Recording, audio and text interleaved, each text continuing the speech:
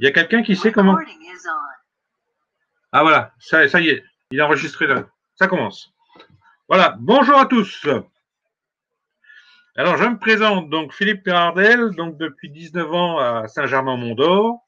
Donc, je suis de la liste Saint-Germain écologique et solidaire qui a été élue donc le 15 mars. Et nous avons souhaité faire du lien avec les Saint-Germinois, Saint-Germinoises, en mettant en place des conférences débats d'environ 60 minutes. On va avoir plusieurs conférences avec des thèmes différents. Donc, le thème d'aujourd'hui, c'est la gare et l'activité ferroviaire, donc la gare de Saint-Germain et son activité ferroviaire. Alors, on va commencer par quoi? Eh bien, si on parle de gare, on va parler d'invention de la locomotive à vapeur. La locomotive à vapeur, en fait, elle date de 1804 et elle a été inventée par les Anglais, ce qu'on appelle la traction à vapeur. Les Français n'étaient pas en reste puisqu'en 1814, sous Napoléon, il y a eu une décision de créer 7 grandes lignes ferroviaires. Alors quand je dis grandes lignes, hein, c'est pas Paris-Bordeaux, hein, c'est des petites lignes. Et d'ailleurs, la première ligne ferroviaire en France, elle a été créée pas loin de chez nous. C'est en 1823, c'est la ligne Saint-Étienne-Andrézieux. Allez les Verts! Allez les Verts. Et donc, en 1826, a suivi la ligne entre Lyon et Saint-Étienne, qui est toujours exploitée. Hein. Donc, elle date, hein, 1826, on va fêter bientôt les 200 ans. Et en 1831, eh ben, comme il fallait bien payer ses équipements, eh ben, elle est devenue payante. En 1842, il y a eu le premier accident, un accident mortel à Meudon, 55 morts, donc qui a montré quand même qu'il fallait faire attention et il fallait mettre de la sécurité sur tout ce qui était chemin de fer. Et alors, on se rapproche encore plus, 1845, là, à Saint-Germain-en-Mont-d'Or, il se passe quelque chose. Il y a un projet d'une liaison ferroviaire entre Paris et Lyon, et le conseil municipal de Saint-Germain s'oppose à cette création car elle trouve très nuisible aux intérêts de la commune le projet de la voie de chemin de fer Paris-Lyon. Alors c'est marrant parce que ce conseil municipal y était opposé, puis vous allez voir dans quelques temps, il va être favorable. Donc en 1849, donc 4 ans plus tard, vous avez la création de la ligne Paris-Lyon. Et 6 ans plus tard, en 1855, vous avez l'ouverture de la gare de Saint-Germain. Mais alors, la gare de Saint-Germain, à cette époque, comment elle était? Eh bien, je vais vous la montrer parce qu'il s'avère que j'ai des photos. Alors, je vous le partage. Et voilà. Voilà la gare de Saint-Germain, telle qu'elle était en 1855. Alors là, la carte postale date d'un peu d'après. Pas tant que ça, parce que vous allez voir, les quais, là, sont assez vides. Vous avez deux voies, et là, c'est des voies déjà de la gare de triage. J'en parlais un petit peu plus tard. Et après, elle a évolué parce qu'elle est passée de 2 à 4 voies, on verra pourquoi. Voilà, là, vous voyez, il y a 4 voies. Hein. Et si vous voyez bien, on doit être juste avant l'électrification parce qu'il n'y a pas encore les câbles. J'arrête le partage, je reviendrai après. Voilà. Donc ça, 1855, ouverture de la gare de Saint-Germain. Et en 1862, et bien là, le conseil municipal de Saint-Germain, qui en finale trouve que c'est pas mal d'avoir une gare sur sa commune, et comme elle a aussi une activité avec les carrières, avec toutes les exploitations agricoles, et bien elle demande la gare de marchandises.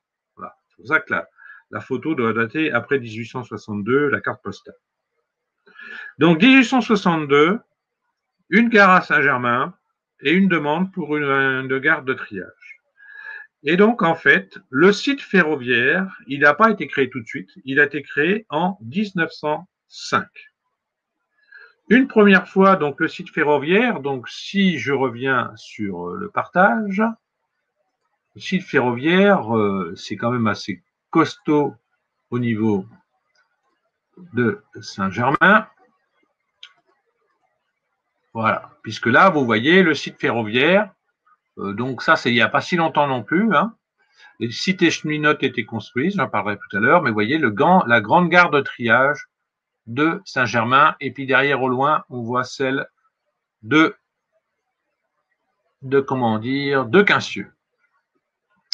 Le petit rond là, vous voyez, c'est à la fin du lotissement des Mantillonnes, de la Mandillonne, pardon. Il existe toujours, et en fait, c'est un réservoir d'eau, puisqu'en fait, les locomotives qui avaient besoin d'eau pour fonctionner, locomotive à vapeur, et bien donc venaient se garer à cet endroit-là, il y avait des tuyaux qui pendaient et on refaisait le plein des locomotives.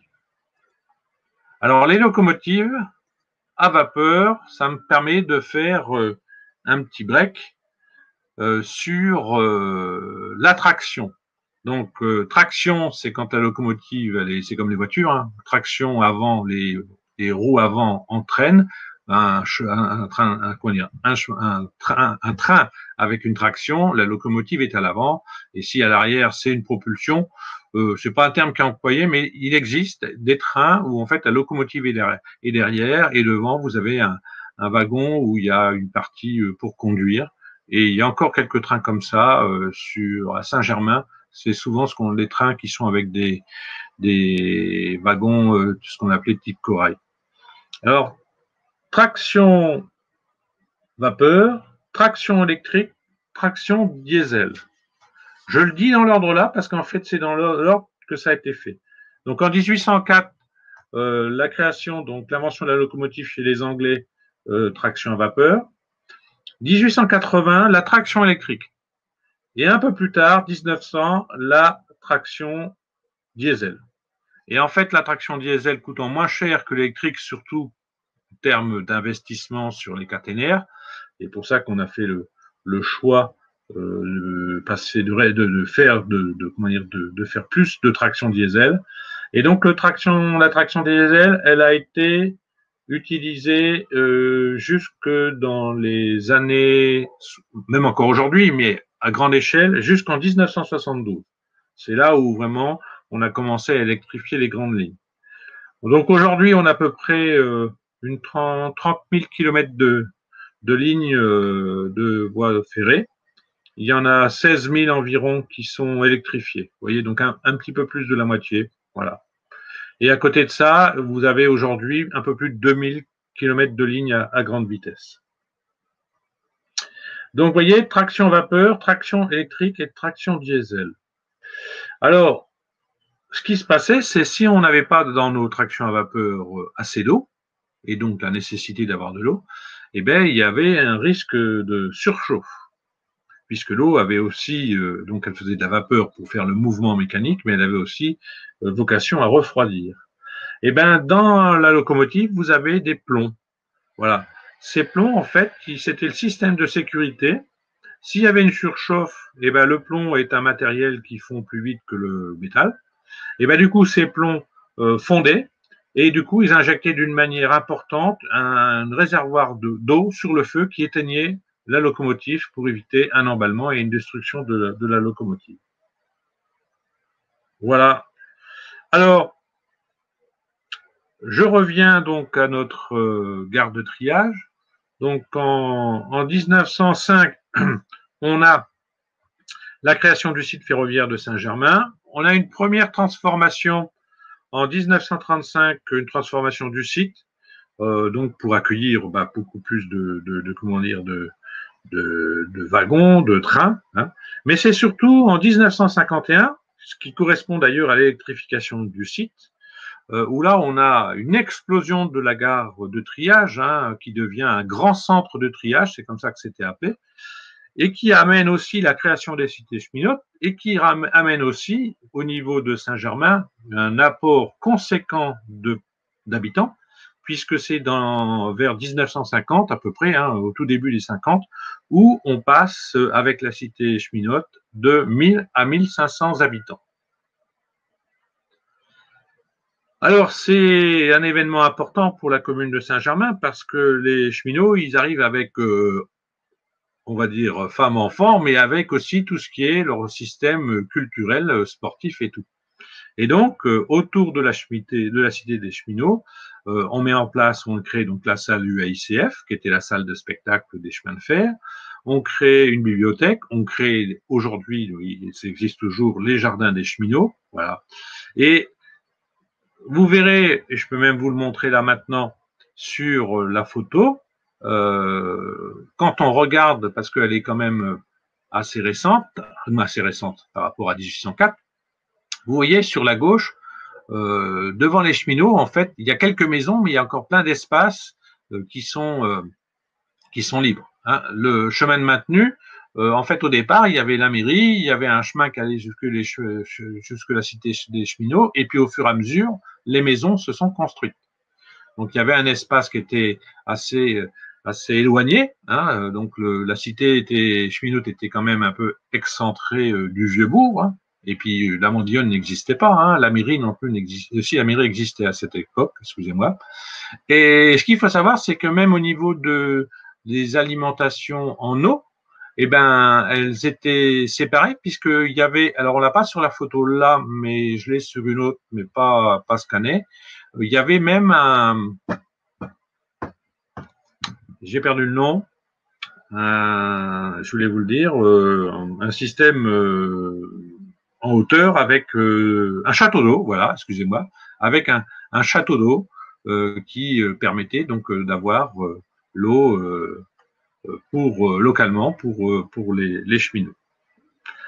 Alors, tout ça amène aussi des conséquences parce que comme la cité donc est devenue un grand centre de triage, ce qui s'est passé, c'est qu'à la limite de Saint-Germain et de Quincieux, hein, ce qui fait d'ailleurs la limite de notre commune, il y avait un petit pont qu'on a appelé le pont de Pierre Blanche, qui en fait enjambe les deux voies qui s'en vont vers Lausanne. Et puis après, il y avait les autres voies qui allaient vers Mâcon et qui étaient suivies par en fait deux petits ponts. Et ces deux petits ponts, avec l'augmentation de la gare de triage, eh ben, il a fallu les supprimer. Et il a été décidé de les remplacer par un grand pont, un pont dit suspendu. Donc le pont, il fait à peu près 98 mètres, vous voyez, 100 mètres. Hein, donc c'est le pont sur lequel vous passez encore aujourd'hui, hein, qui est un pont suspendu, donc avec des câbles et tout, avec des sabliers, du moins des tabliers, pardon, en béton. Voilà. Donc voilà un petit peu pour toute l'histoire de ce site. Ce site, en fait… J'ai une question sur les ponts. Oui. En fait, le pont dont tu parles, c'est entre Saint-Germain et Quincieux ou entre Saint-Germain et Neuville? Non, c'est entre Saint-Germain, quand tu arrives tout au bout du chemin de maintenu, hein, ouais. Que tu veux aller vers Quincieux, donc tu tournes à droite, tu passes un petit pont qu'enjambe deux voies, donc c'est la voie de Lausanne. Et puis après, tu as Descours et Cabot, et là, tu as un grand pont. Et là, c'est ce grand pont qui est le pont suspendu. D'accord. Voilà. Oui, parce que je me posais la question aussi, quand on passe juste au-dessus de Curis, la voie de chemin de fer, elle est très en hauteur par rapport à la route et au reste. Et je pense que ça a dû nécessiter vraiment des gros travaux pour la mettre. Ah bah là, oui. Là, ils font ce qu'on appelle des merlots, M-E-R-L-O-T. Hein. Et donc, ça, c'est en plus, il n'y avait pas de grue, hein, il n'y avait pas d'engin. Donc, du coup, c'était très, très long à faire. Alors, donc, la cité ferroviaire, en fait, sur Saint-Germain, et c'est toujours le cas, eh bien, elle a plusieurs activités. Elle a des activités de fret, elle a des activités voyageurs, de plus en plus, et elle a aussi des activités de travaux, puisque c'est là où on vient entretenir des trains, où on vient également réparer. Il y a un train qui change les rails sur toute la région lyonnaise, et en fait, il est entretenu, d'ailleurs pas loin de chez Joris, à cet endroit-là, ce qui amène un peu des fois des bruits la nuit, parce que c'est entretenu, dans la journée, il travaille, et puis dans la nuit, il répare. Mais il faut quand même savoir qu'à un moment donné, la cité ferroviaire, elle était capable d'accueillir plus de 3000 wagons, hein, 3000 wagons, c'est quand même énorme, mais bon, quand on voit la photo, on voit bien qu'il y a de la place. Et ils arrivaient, en termes de réparation, à gérer la réparation de 40 wagons au jour. Voilà. Donc aujourd'hui, cette activité, elle est partie dans le sud de Lyon. Hein. C'est surtout, nous, du stockage de trains et du stockage du grand train de réparation. Alors, ce qui est assez marrant aussi, alors je vais vous repartager des photos, c'est de voir un peu comment le site a évolué. Donc aujourd'hui, vous voyez, donc il y a toujours ce bâtiment où il y a le snack. Hein. Il y en a un autre, mais il a disparu. Je vais essayer de vous zoomer. Toc, toc, toc, toc. Voilà. Voilà. Donc le bâtiment là, donc c'est là où il y a le snack. En fait, c'est l'hôtel de la gare. Et là devant, et ça a été détruit, c'était le restaurant de la gare. Donc aujourd'hui, vous voyez la gare. Donc la gare, en fait, ça c'est la nouvelle gare. Donc c'est un peu après la guerre qu'il a été décidé comment dire, de refaire la gare. Et je vais vous expliquer pourquoi. Et en fait, cette nouvelle gare, elle a été construite en 1952. Et si vous regardez bien, les escaliers pour passer sous la voie ferrée n'existaient pas et les gens traversaient les rails. Là, sur la droite, on voit des garages, mais en fait, ce qu'il faut savoir, c'est que avant, voilà, avant, il y avait cette gare-là. Donc là, on retrouve les verrières. On voit bien qu'il n'y a pas d'escalier pour passer en dessous. Sur la photo d'après, c'est pas celle-là, on voit les quais pour traverser. Hein, donc, il fallait faire attention au train. Hein. Mais surtout, vous voyez, je reviens là, vous avez l'hôtel du sport. En fait, pendant la guerre, la Deuxième Guerre, il y a eu des massacres, alors qu'on connaît, ou vous connaissez peut-être pas, sur la commune de Chasselet, où il y a donc le cimetière des Sénégalais, les tirailleurs sénégalais. Hein, parce qu'en fait, les tirailleurs sénégalais avaient été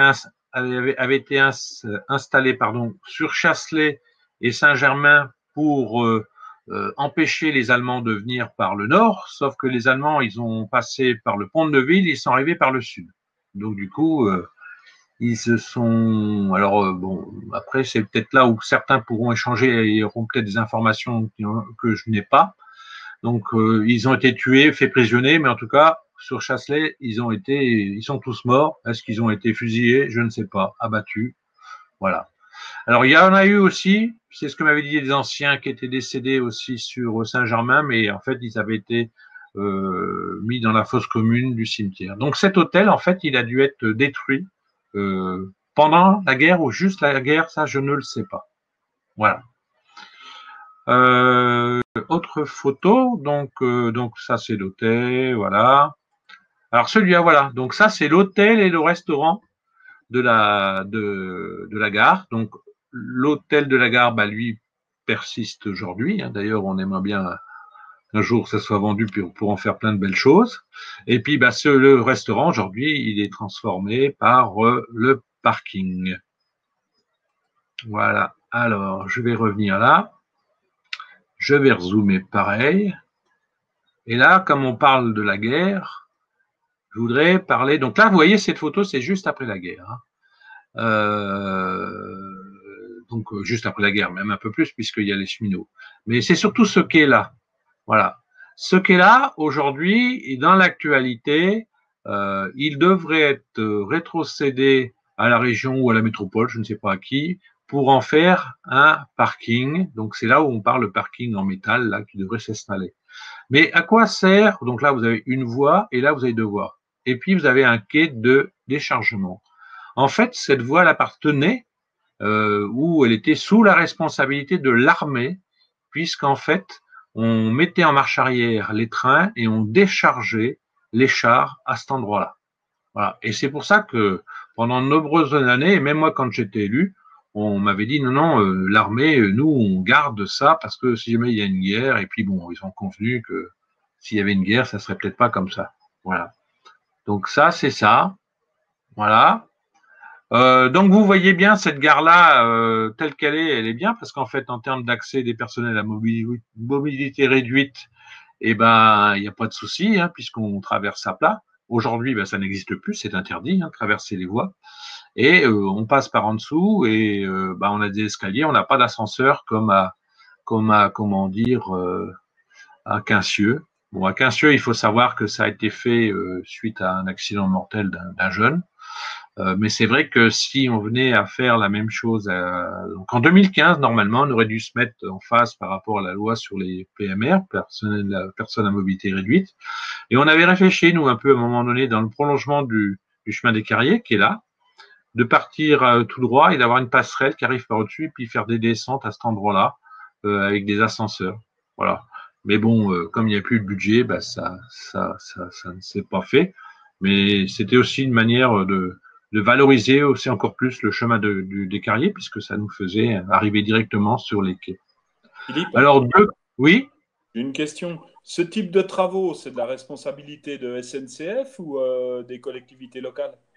Alors, les PMR, c'était l'État au départ, et donc après, c'était avec l'ensemble, c'était un ensemble d'acteurs, mais c'était surtout à l'SNCF et la région.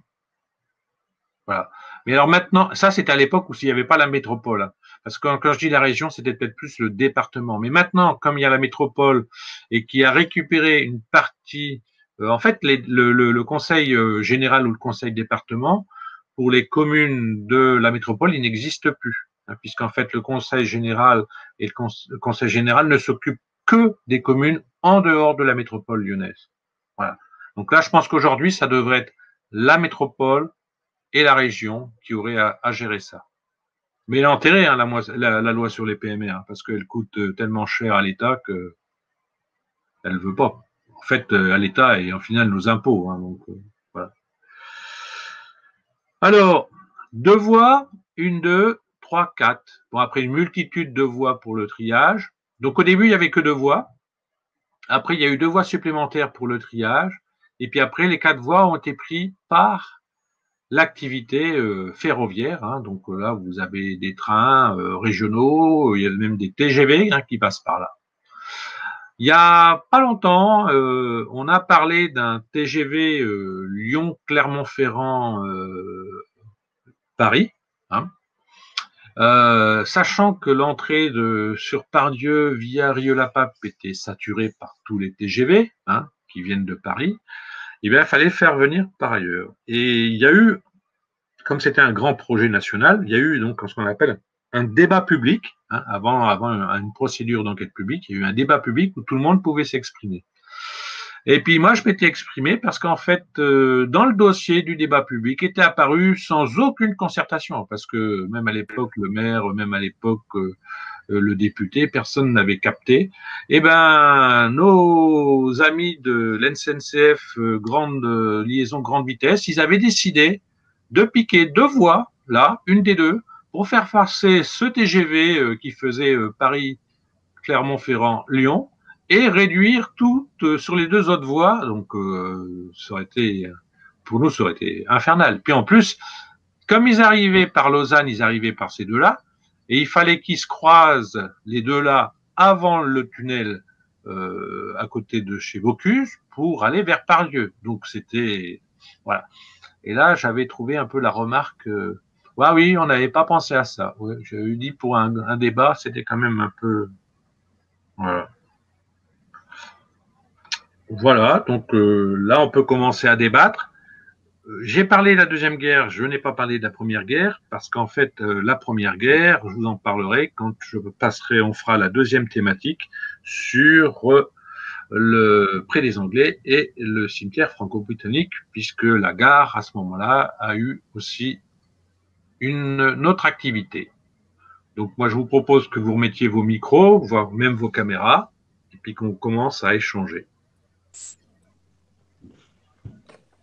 Philippe, moi j'avais une question. Quand on a fait une balade un dimanche matin, je voudrais bien que tu nous reprécises l'ensemble du parc immobilier de la SNCF sur Saint-Germain, parce que c'est...